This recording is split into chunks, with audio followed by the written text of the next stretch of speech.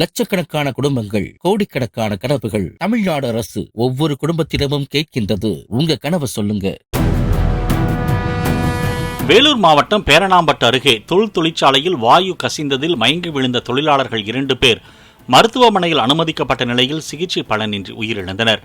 பக்காலப்பள்ளியில் அஷன் பாஷா என்பவருக்கு சொந்தமான ஆலையிலிருந்து வாயு கசிந்த நிலையில் இந்த சம்பவம் குறித்து போலீசார் விசாரணை நடத்தி வருகின்றனர்.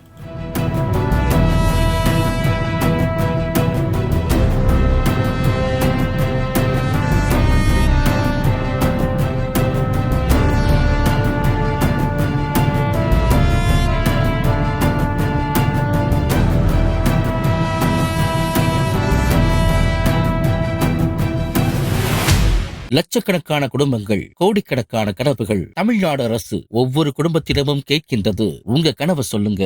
பிளே ஸ்டோர் மற்றும் ஆப் ஸ்டோரில் இருந்து பாலிமர் செயலியை QR கோடு மூலம் பதிவிறக்கம் செய்யுங்கள். செய்திகளை உடனுக்குடன் பெறுங்கள்.